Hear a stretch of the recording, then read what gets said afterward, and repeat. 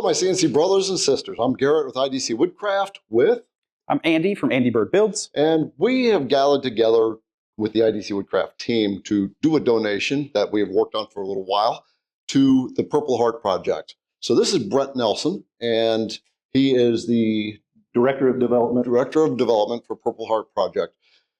So the Purple Heart Project helps our veterans. Brent, will you explain what the Purple Heart Project is, what it does? Sure. So the Purple Heart Project, our mission is to introduce combat wounded veterans to traditional hand tool woodworking. And the way we do that is we have an application process where the veterans can go online, tell their story about how they deal with TBI, PTSD, or any physical injuries.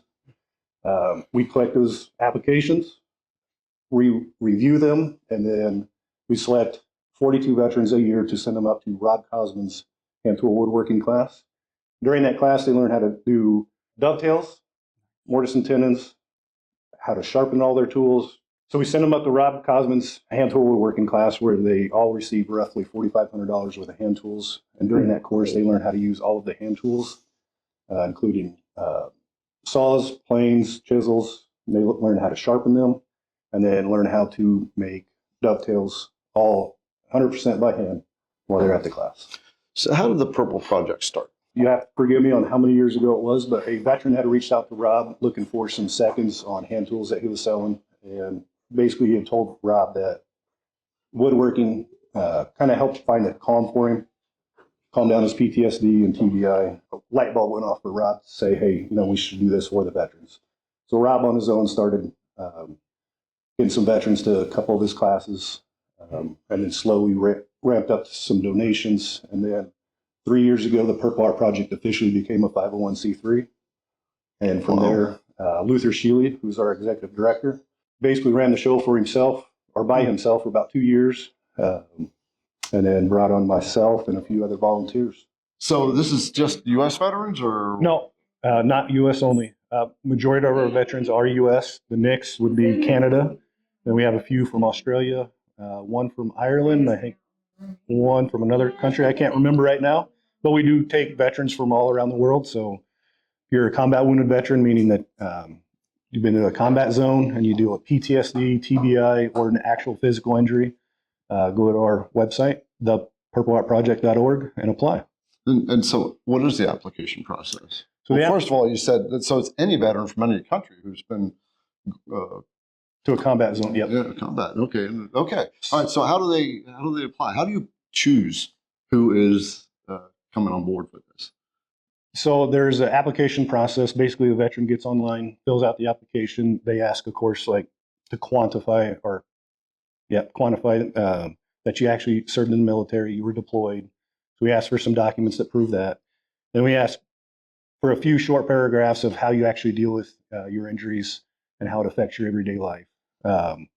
Nothing medically like that. And then we have a couple guys that review all the applications and determine the best fit. We try to get the most severe guys in first, of course. So every year we open up the application window in November, and it runs until June. But we pull our first 28 veterans in February, and then the remaining few, I'm not good at math. 14. Thank you. Yeah, the remaining 14 in June. So you do it as a group then? Yeah, correct. So everybody flies into Bangor, Maine, or Kent, whichever works out best for them. But we bring them all on site at the same time. Yep. So it's kind of a camaraderie too, like with a group that you're bringing together. Definitely. Thanks. That's actually kind of what I left out. So half of the class is paying customers.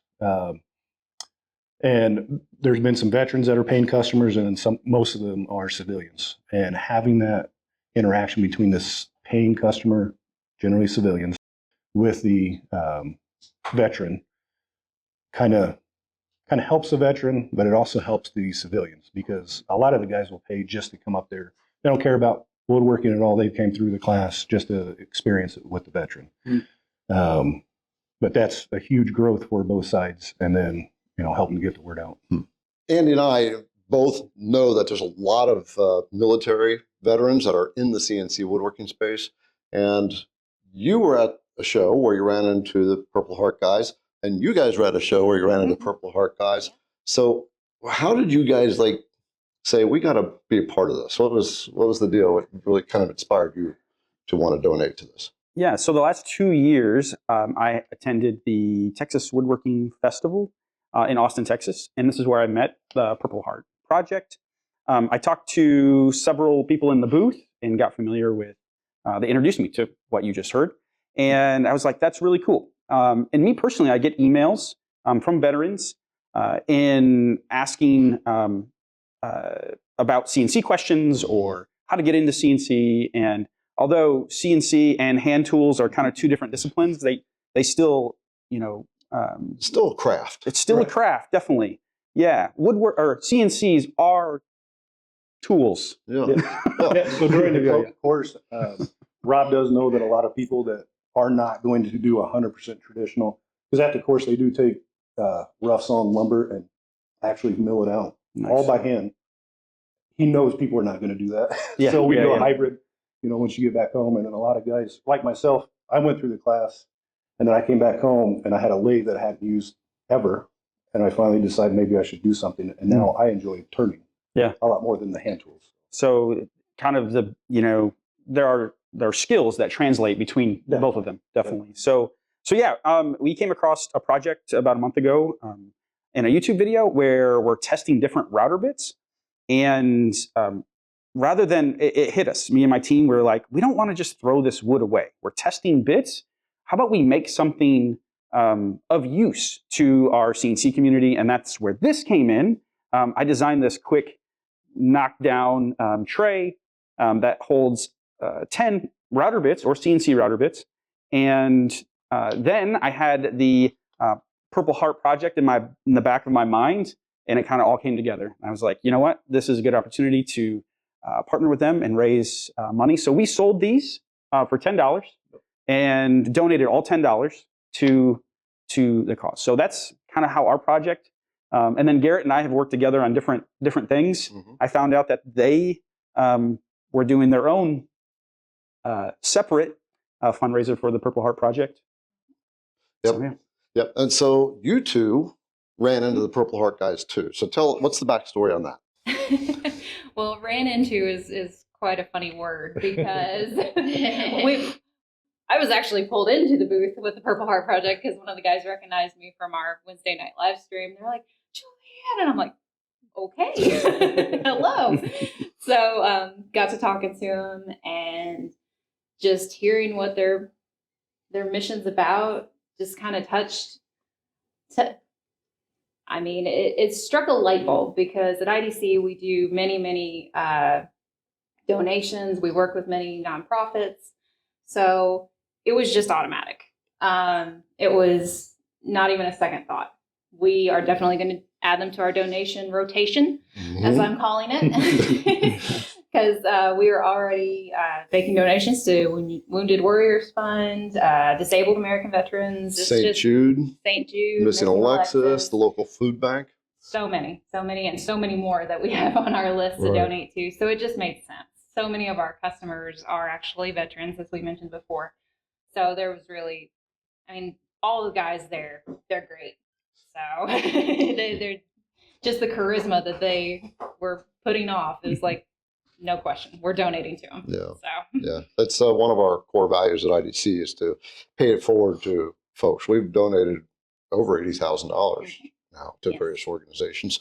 So the way we have raised money was during the Veterans Day, the day before Veterans Day, during Veterans Day, and the day after, we made this wavy flag project available, a 3D project at the soldier kneeling over the battlefield cross, and decided to donate.